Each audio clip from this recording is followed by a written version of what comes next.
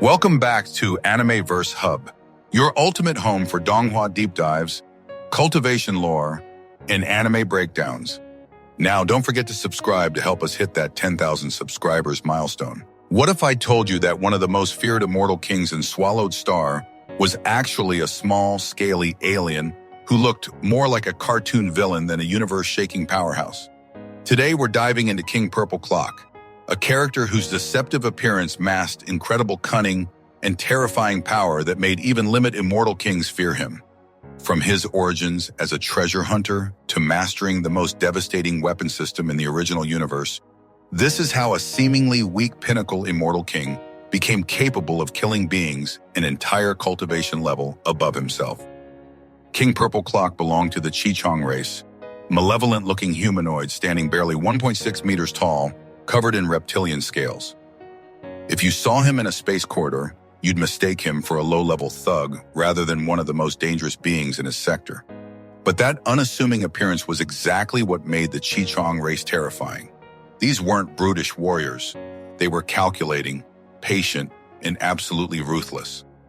Purple Clock embodied these traits perfectly, turning his harmless appearance into a comprehensive strategic advantage. He spent eons exploring the universe alongside fellow Qi Chang member Iceblade, seeking ancient ruins and forgotten treasures. Their partnership was forged through shared dangers and mutual survival, though Purple Clock never fully respected Iceblade, seeing him as useful but ultimately limited. This subtle condescension would later prove crucial during the Sacrificial Tower expedition. Purple Clock developed a sophisticated approach to risk management that set him apart from other immortal kings. While most cultivators either played it completely safe or went full berserker, Purple Clock balanced potential gains against survival probability through graduated exposure tactics, carefully testing dangerous situations before committing fully. This philosophy extended beyond treasure hunting into every aspect of his strategic planning. Purple Clock didn't just want power, he wanted power in ways his enemies couldn't predict or counter until it was too late. Purple Clock's cultivation was as calculated as everything else. Rather than focusing on a single law, he deliberately chose to master the law of fire and law of space, specifically because they would synergize perfectly with his planned weapon system, the Devil Note Fire God Clock. His law of fire mastery went beyond simple flame control. He understood fire as the universe's fundamental destructive force, making him perfectly suited to work with Fire God origin crystals, technological weapons representing the pinnacle of explosive destruction. His fire law comprehension allowed him to sense, control, and amplify explosive forces with surgical precision. His law of space comprehension granted teleportation abilities and spatial manipulation that transformed how he approached combat. More importantly, it allowed him to control the Devil Note Fire God Clock's ability to amplify explosions through dimensional compression and redirection. The synergy between these laws created combat capabilities far greater than their individual sum, allowing Purple Clock to create spatially compressed fire attacks and position himself optimally for devastating surprise strikes. The Devil Note Fire God Clock wasn't just Purple Clock's signature weapon, it was the centerpiece of an entire combat philosophy that transformed him from competent Immortal King into a threat to Limit Immortal Kings.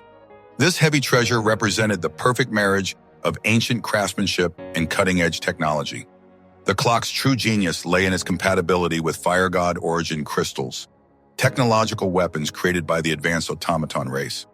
These crystals were essentially contained cosmic bombs, storing explosive energy equivalent to multiple Immortal King self-destructions in hand-sized packages. Purple Clock's preferred A8 or N12 Fire God origin crystal cost at least 12 billion VUC points, enough to fund entire star systems. But for Purple Clock, these weren't expensive toys. They were strategic investments that multiplied his combat effectiveness by orders of magnitude. Here's where the Devil Note Fire God Clock became reality-breaking. It could amplify Fire God origin crystal explosions by 10 times while giving Purple Clock precise control over the direction and focus of that destruction. Take a weapon capable of killing immortal kings, multiply its power by 10, then add surgical precision, That's what made Purple Clock truly terrifying. This amplification involves sophisticated spatial manipulation that compressed and redirected explosive energy through dimensional folding.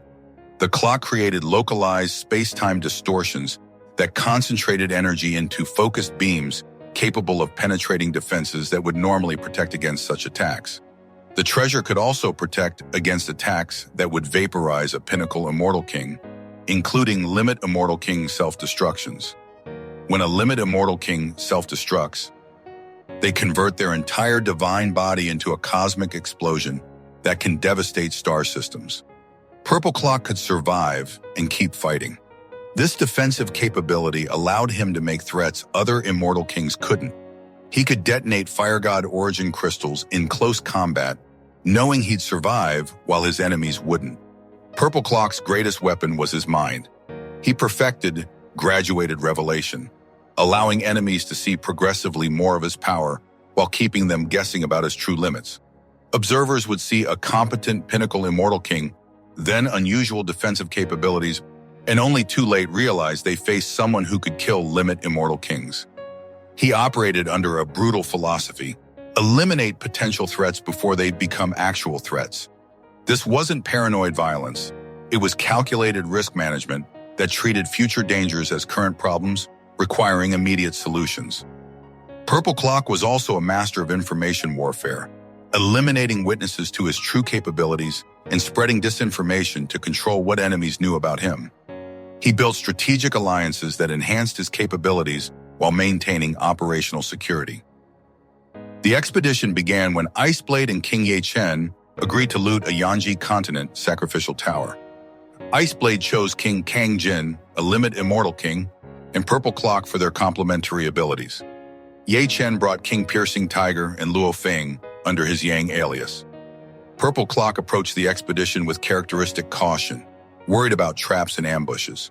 His paranoia proved justified as the tower prevented teleportation, forcing even Immortal Kings to rely on flight and creating more level combat conditions. The treasure competition began immediately, with both groups racing through different pathways.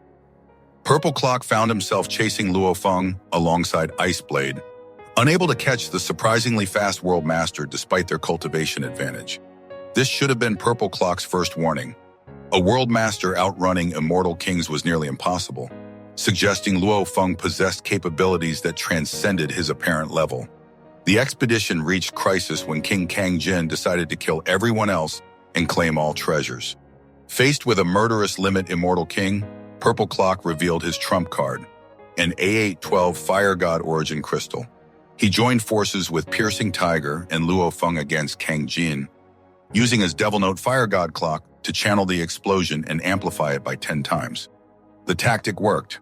Cang was forced to self-destruct rather than face Purple Clock's focused destruction. Purple Clock survived both explosions, losing only 26% of his divine body while claiming all the treasures in the area. His defensive capabilities were fully exposed, shocking even other expedition members. Purple Clock emerged as one of the few survivors, having eliminated multiple rival Immortal Kings and claimed treasures worth hundreds of billions of mixed UN units. His reputation as someone capable of killing Limit Immortal Kings was now established, but victory came with unexpected consequences. He had revealed his true capabilities to Luo Feng, someone who would prove far more dangerous than any enemy he'd faced before. The expedition set up a pattern.